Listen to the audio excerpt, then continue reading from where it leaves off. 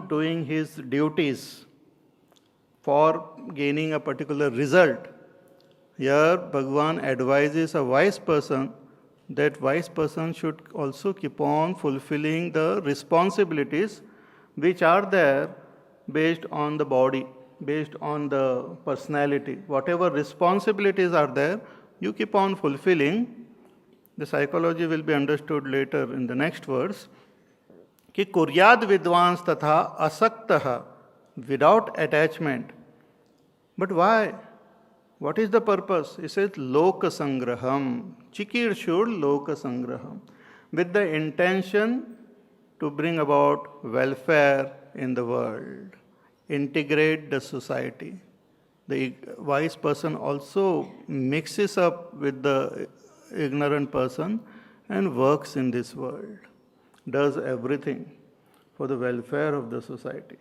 It's like little children are playing, and the elderly person also joins them and plays with them and guides them slowly and doesn't create confusion there. Suppose little children are playing that sometimes they play a make-believe, like they have the kitchen, they have little vessels, they have a sigdi, then they prepare some food, then she prepares a cup of tea also and offers it to her father, the little girl, and says, please drink this. The father should drink. He should not say, what is this, all this nonsense. He should take it and drink. Then she says, garam hai, thoda sa aista se, phuk mar. Then he drinks. Why? To integrate them, to keep them together. Similarly, in this world, Bhagavan says a wise person also should live kuryad vidvans tathas asaktaha chikirshur loka sangraham, for the welfare of the entire world.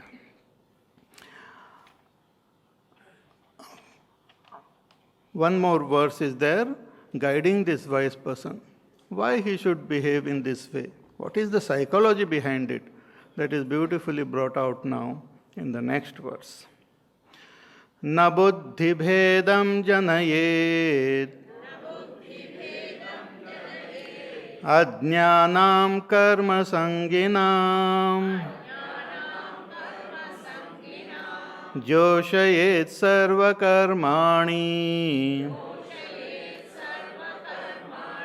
vidvan yuktas samacharan na buddhi bhedam janayet ajnanam karma sanghinam joshayet sarva karmani vidvan yuktas samachara.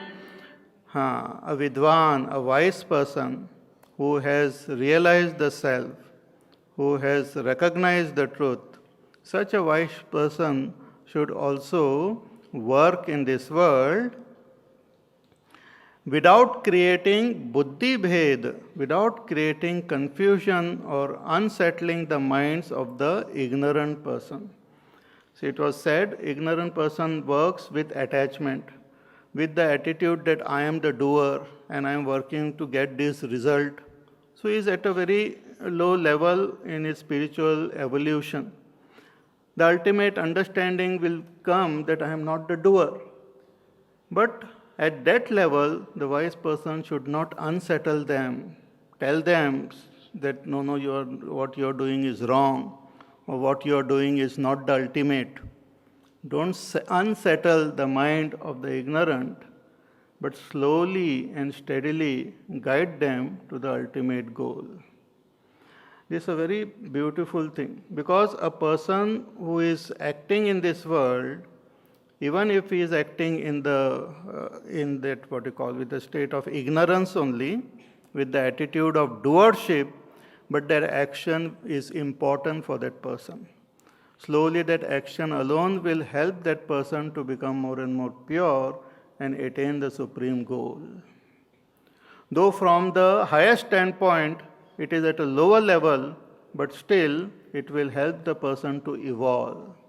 So the wise person is advised here as though by the Lord that don't unsettle the mind of the ignorant people, but engage them into various activities which are helpful for them and slowly and steadily lead them in the right direction. Puja Gurudev gives a very beautiful example. Suppose you are driving on a freeway, full speed. Full speed means whatever speed limit, and you are driving. And there are cars in front of you, there are cars behind you. And as you are driving, your one who is sitting next to you suddenly realize that you are going on the wrong direction. You should have taken the other road. So that person should not make a big noise and tell you to stop the car there itself. It will create havoc. It will create an accident. So slowly and steadily, the person, even after understanding that I am on the wrong road, should continue, and then when he comes to the nearest exit, should exit and take the other road. Similarly, an ignorant person, when he works in this world, ignorant here, spiritually ignorant. That person may be very wise, very knowledgeable, but one who is spiritually ignorant that person should not be unsettled. For example, a householder is there. The wise person should not say, oh, what is this, and householder and all, sanyas le lo, kya karna hai, karma se. So should not say like that. Should encourage that person to fulfill all his duties towards his children, towards his family. That's very important. Because it will create disharmony. Because that person may not be ready for sannyas or ready for renunciation, and you tell that person that what you are doing is wrong, that fellow will not have interest in his work also and not ready also. It will create disharmony in the life of that person. Ghar wale pareshan ho jayenge. And in this way, if one does to other members of the society also, there will be total chaos. So don't stop, even if the large mass of people are going in the wrong direction, don't stop them, but slowly mingle with them and slowly and steadily take them in the right path. That is the advice given. And therefore, this advice is followed by most of these realized masters. Therefore, there is no conflict in India for a long time. Our realized masters and the society did not have any conflict. Realized masters were never given poison. They were never given they were never crucified in India. Because they mingled with the crowd and then led them in the right channel. Bhagavan Sri Krishna himself, an enlightened being, he also mingled with Pandavas. He also told them, guided them in their day-to-day worldly things and led them in the right channel. People used to come to our Puja Gurudev also.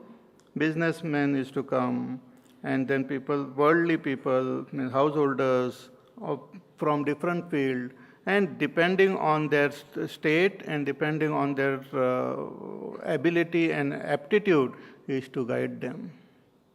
Not that whoever comes, chalo sanyasi ban jao, ye kya rakha hai?